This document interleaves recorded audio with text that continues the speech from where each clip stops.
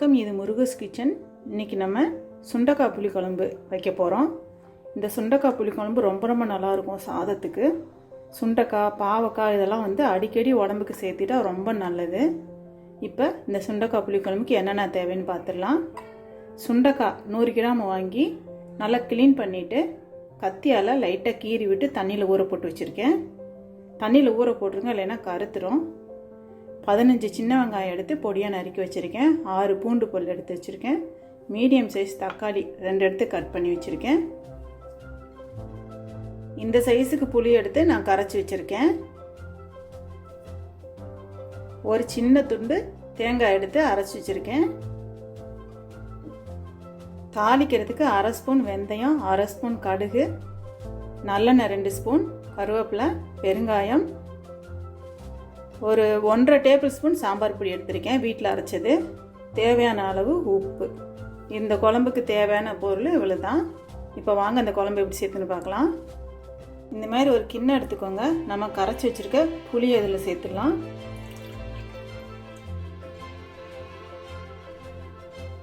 சாம்பார் பொடி இதில் போட்டுக்கலாம். நம்ம அரைச்சி வச்சுருக்க தேங்காயும் இதில் ஊற்றி 3ஐயும் நல்லா கலந்து வச்சுக்கலாம். இனிமேல் கலந்து வச்சுக்கோங்க.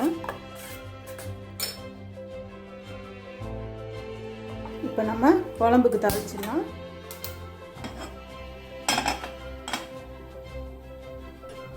இதில் நல்லெண்ணெய் ஊற்றிக்கிறேன்.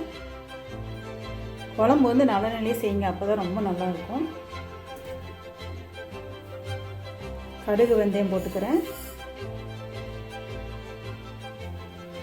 கடுகு பொரிஞ்சுக்கிறட்டும்.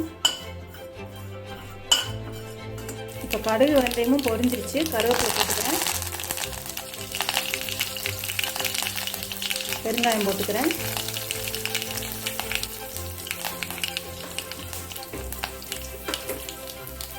பூண்டு போட்டுக்கிறேன்.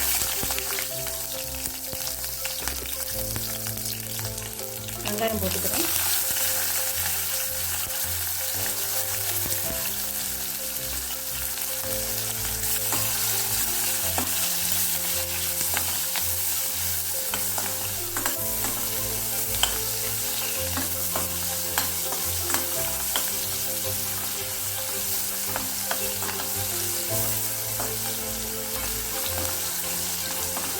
வெங்காயம் நல்லா வதங்கிக்கட்டும்.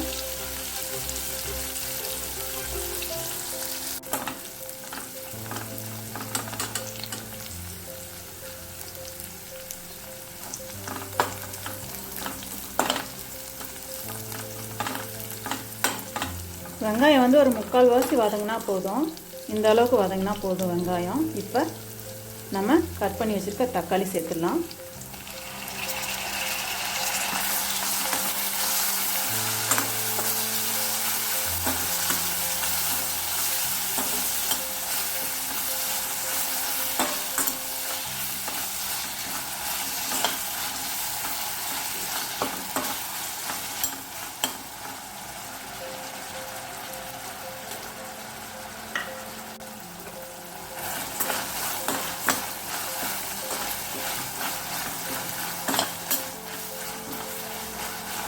தக்காளி நல்லா வதங்கணும். தக்காளியெல்லாம் தெரியாத அளவுக்கு நல்லா வதக்கி விட்டுருங்க.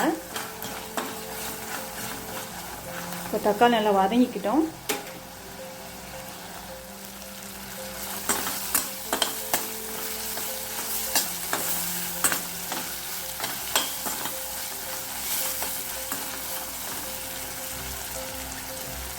இப்போ தக்காளி வெங்காயமும் நல்லா வதங்கிருச்சு. நம்ம கட் பண்ணி வச்சுருக்க சுண்டைக்காய் இதில் போட்டுடலாம்.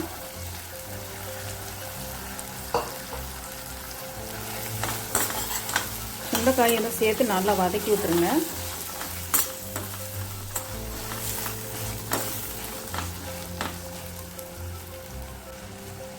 சுண்டைக்காய் நல்லா வதங்கட்டும். மூடி போட்டு ஒரு 2 நிமிஷம் அப்படி வச்சுருங்க. நல்லா வதங்கிக்கிட்டோம் காய்.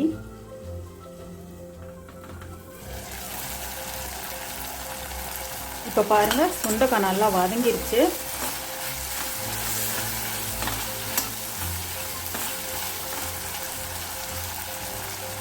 இப்போ நம்ம கலந்து வச்சுருக்க அந்த கலவையை இதில் ஊற்றிடலாம்.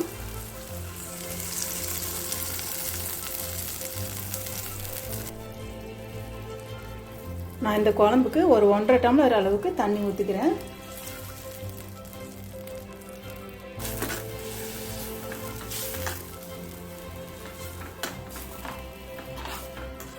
உங்களுக்கு குழம்பு திக்காக வேணும் அப்படின்னா இந்த அளவுக்கு ஊற்றிக்கோங்க. இது கொதிச்சு நல்லா திக்காக வந்துடும். இல்லை கொஞ்சம் தண்ணியாக வேணும்னா ஒரு 2 டம்ளர் தண்ணி ஊற்றிக்கோங்க. இப்போ இதுக்கு தேவையான அளவு உப்பு போட்டுக்கலாம்.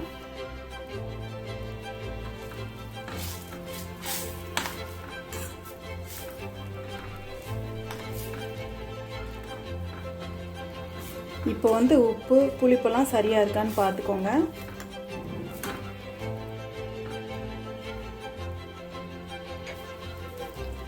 இப்போ மூடி போட்டு மூடிட்டு ஸ்டவ்வை வந்து சிம்மில் வச்சுருங்க. மூடியை வந்து ஃபுல்லாக மூடிடாதீங்க. இந்த அளவுக்கு மூடிட்டு ஸ்டவ்வை சிம்மில் வச்சுருங்க. இப்போ கொதிக்கட்டும் குழம்பு நல்லா. இப்போ 5 நிமிஷமாக குழம்பு கொதிச்சிட்ருக்கு. இப்போ திறந்துட்டு எப்படி இருக்குன்னு பார்க்கலாம். பாருங்கள், சூப்பராக ரெடி ஆயிடுச்சு.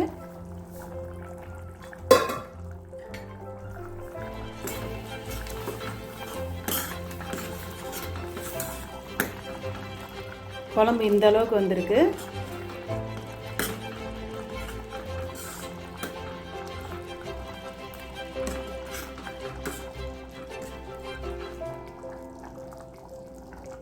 அவ்வளோதான், நம்மளோட சுண்டைக்காய் குழம்பு ரெடி ஆயிடுச்சு. இப்போ ஸ்டவ்வை ஆஃப் பண்ணிவிட்டு எடுத்துடலாம்.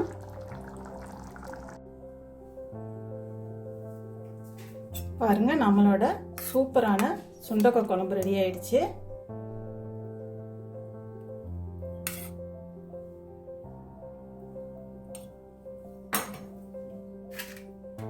நீங்களும் இந்த குழம்பு வீட்டில் செஞ்சு பாருங்கள். இந்த வீடியோ பிடிச்சிருந்தா லைக் பண்ணுங்கள், ஷேர் பண்ணுங்கள், முருகஸ் கிச்சனுக்கு சப்ஸ்கிரைப் பண்ணுங்கள்.